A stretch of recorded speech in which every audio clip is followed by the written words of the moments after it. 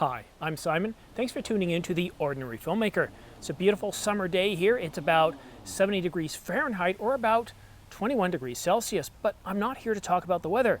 I've got some very interesting news that, well, you're going to want to hear.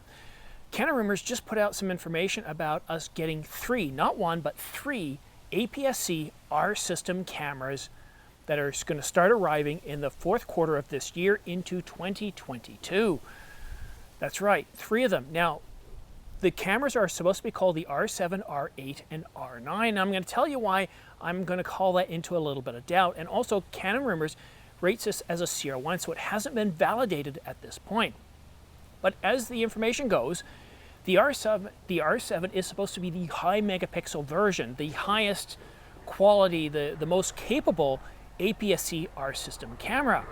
And that's the one that we're supposed to be getting in the fourth quarter of this year, but it could go into the first quarter of 2022. Then there's the R8. Now this is aimed at vloggers, people that are using it primarily for social media. And again, it's going to be called the R8. And the R9 is an entry level, and this is the most curious part here. This is the entry level APS-C R system camera. Several months ago, when rumors came out about the EOS M being, well, dying, fading away, that Canon was resurrecting some sort of exit strategy for the platform, I said if they come out with an entry-level R system camera, well, that's going to greatly impede the EFM system. Now, Canon's not going to discontinue the EFM system. They're not going to make any announcement. They're just going to stop producing equipment. They're going to stop producing lenses and bodies. And the last body that Canon released for the EFM system was the M50 Mark II, which largely that update could have been provided in a software update or a firmware update. It wasn't that big of a deal. We were expecting much better cameras coming out late last year. We were expecting the M5 Mark II, which was going to be highly capable, very similar to the M6 Mark II, but better, leapfrogging the M6 Mark II just a little bit.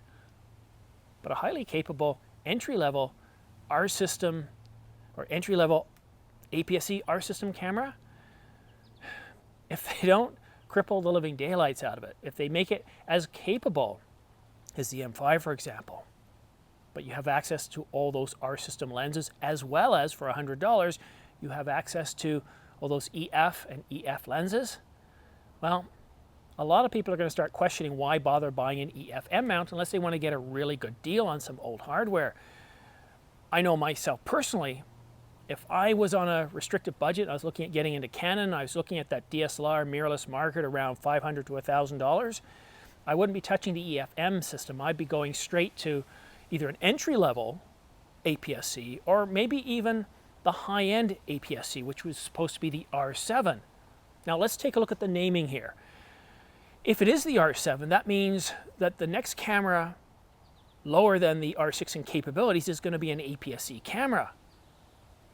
Where's the EOS RP? Is Canon completely discontinuing the EOS RP? Is there not going to be a EOS RP Mark II or another entry-level full-frame mirrorless camera? And what about the EOS R replacement? Okay, let's back that up a little bit and let's talk about that. So generally what Canon does when they name their cameras is the most powerful, the best when it comes to stills hybrid cameras is the 1 series. It gets the 1. And then as you go up in numbers, 2, 3, 4, 5, the larger the number, the less expensive, but also the less capable.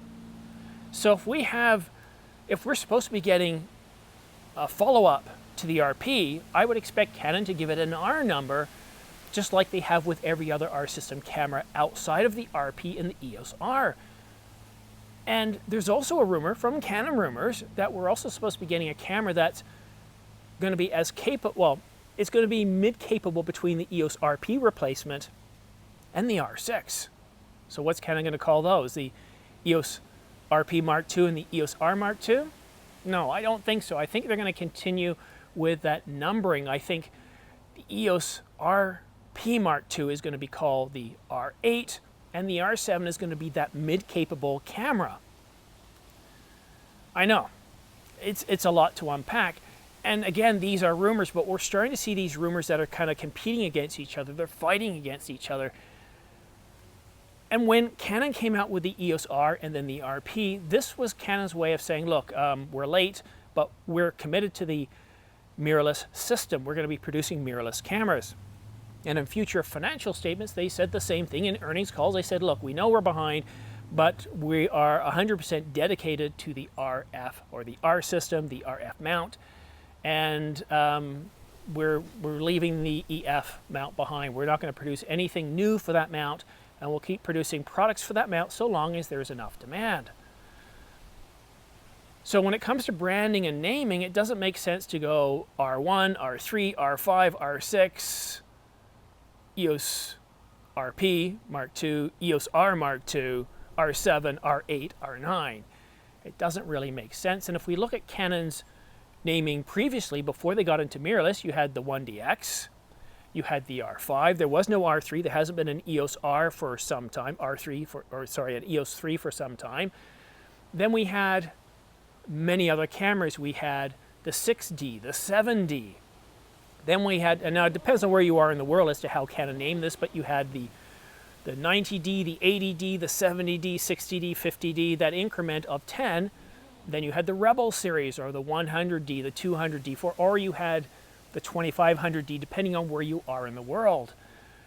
So I really do think that, and again, regardless of what I think, regardless of the naming, I wouldn't worry about that too much. But keep in mind, this rumor of 3 cameras, it makes sense, but I don't know if it's a credible source. It could be perhaps somebody, and Canon Rumors, Craig at Canon Rumors said that he heard this from 2 different people over the weekend, but he does get an awful lot of rumors coming to him. Sometimes it's just people projecting what they think will come. It doesn't mean it's going to happen. So I would like to find out what those other 2 full-frame mirrorless cameras are supposed to be. Canon's not going to get rid of the RP without some sort of successor to it, whether it's the EOS RP Mark II or they call it the R7 or R8. They're supposed to be coming out. So what's the name of that going to be? And of course, the other R system camera that's going to be between the R6 and the EOS R. But as far as 3 new APS-C R system cameras, it certainly makes sense. We've heard a lot of rumors on this for almost going on 2 years now.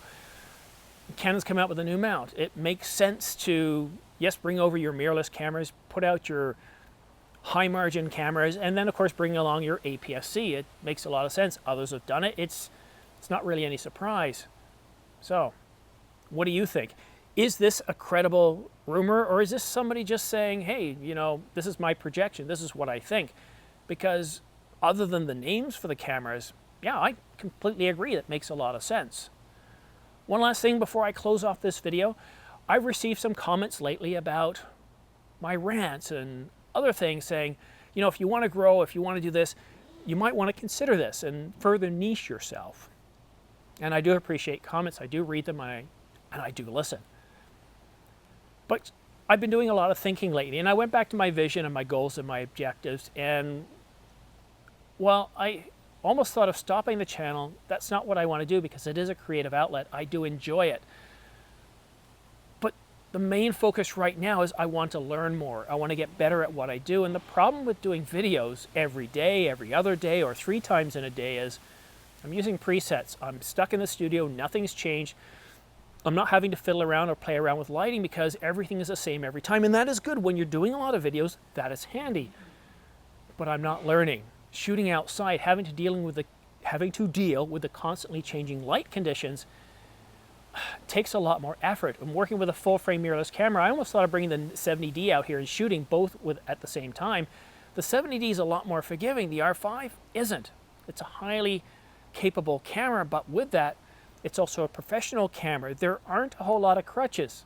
Sure, there's that automatic mode in video, but it's fully automatic, and forget 10-bit and forget a lot of other those capabilities, and I'm pretty well stuck in it, choosing whether I shoot at 1/60th or 1/30th of a second, and I give away too much control to the camera. Step away from that, and you're pretty well forced to go into full manual mode, where I set the shutter speed to 1/60th, I set the f-stop, and then I let the ISO float. But you know, I can see right now, looking at the Ninja, I can see my exposure looks pretty good. There is some sun poking through the trees and lighting up my shirt a little bit, but everything looks to be exposed quite well. And that's why I'm kind of interested in this entry-level our system camera that's designed to replace the RP, but also the high-end APS-C camera, because if they're built right enough, if it does 4K 30 without crop and does really good detailed 4K, I might consider getting one of those and trying them out, because I think that might be a little bit easier to use than the R5. The R5 takes an awful lot of knowledge, which I didn't have when I started out. I jumped from the 70D to the R5, and that is a huge jump, and there's an awful lot of knowledge you need to be aware of. Yes, you can fake it a little bit, but you see, I'm not that type of person. I really do want to get better at it. I want the camera to be an extension of what I can produce, of my capabilities, and I want to just intuitively be able to do things. Now, I do think there's certainly room for Canon to improve this camera. There's no reason why, especially for shooting in scenarios like this, the camera can't realize, okay, look, it's a talking headshot. Let's give them the option of automatic exposure, automatic focus, everything locked onto the face, so as the sun changes, as the lighting changes subtly over when I'm recording, especially if I'm into a sunrise-sunset situation, the camera can compensate for that. And it's possible, it's doable. Sony does it, and Sony does a great job of it with the a7S III, and sometimes I regret that I got the Canon R5 over the Sony a7S III when I'm cursing it for the video that I get sometimes. And sometimes I set up everything, it looks good, the histogram looks good, the waveforms look good.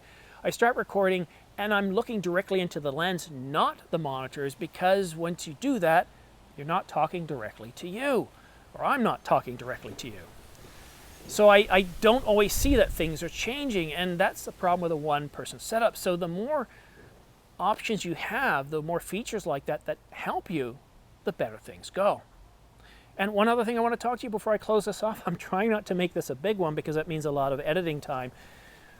I haven't bought my replacement computer for the iMac Pro yet. We were supposed to get some announcements at WWDC, but because of, well, that global chip shortage is affecting things, looks like we're not getting those new computers until, well, we probably won't hear anything until July at the very earliest.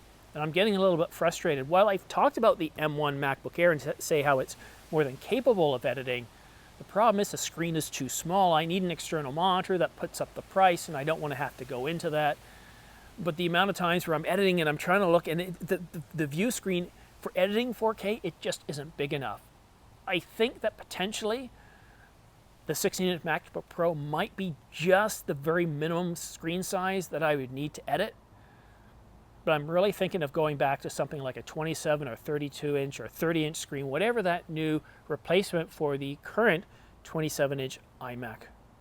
I'm really curious to see about that, because having that larger screen matters.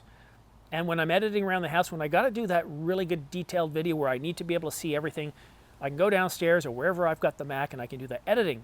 But if it's simple stuff, no problem. I just take the MacBook Air, plug things in, and move around the house with that. So hopefully we get a bit more information from Apple, but from what I'm hearing, we're going to have a very, very powerful MacBook Pro, and I think the iMac is going to be just as capable. We'll be able to have up to 64 gigabytes of RAM, although I fear that the Apple tax on that is going to be a little bit higher, because when I looked at the current offerings, the price per gigabyte is definitely increased with the M series, with that unified integrated RAM. And I hope not, because I'd like to get 64 gigs, but if they price it really high, then I might just end up getting 32 gigs and work with it, because 4K, 32 gigs is more than enough. And if I'm just doing a couple of 8K videos, I'm sure I can get by on 32 gigabytes of RAM. I know not Larry Allen, what's his name? Larry, oh, I forgot his name. I know you're thinking, you're probably making comments right now in the comment section down below. But Larry does a lot of videos about Apple stuff, about video, about Final Cut Pro, and Larry Jordan, that's it. Thank you. But yeah, that's it for now. I am still giving away prizes. I'm not going to be doing any contests until September, and I'm still giving away the Angel Bird and the Ulanzi prize packages at 30,000. But if you've noticed, I'm not growing anymore. And I'm not exactly sure why. Once I hit 22,000 subscribers, the channel has kind of plateaued, and maybe that's it for me. Maybe there is no 100,000. Maybe there isn't a 1 million. And you know what? I'm perfectly okay with that. I'm happy with just doing a video once in a while. I'm happy enjoying the weather that we have here. And shortly after this is done, my friend's coming over and he's going to help me fix my deck. And if you notice in the right here, you can see the what do we call this, iron bars that are right about here, but it's going in one direction. It should also go from about here to here. I'm trying to look in the Ninja here, and everything is backwards. There we go, from here to about here. So that's missing. I've got to replace this whole 6x6 here. That's actually a 6x6, and that's not something I'm willing to do by myself. It's a supporting beam, so I need my friend Louis to come over and help me. He's going to help me do that, and then the rest I can do myself. But I want to enjoy the weather. I want to be outside, and the problem with shooting videos, as I have been every day, 2 or 3 times a day, is outside of my work time, I really didn't have a life. And I like this new approach. And sure, if I was under the old system, this video that you're watching now would have probably have come out 6 hours earlier on my lunch break. But I like this way better. Hopefully you don't mind. Do you mind if these videos are, you know, up to 6 or 12 hours later than the news comes out? Do you mind waiting that much longer? Let me know in the comment section down below. But that's it for now. Don't forget to subscribe for your chance to win the Ulanzi LED light package, as well as the Angelbird dual 128GB AV Pro V90 SD cards. Thanks so much for watching. We'll see you again soon.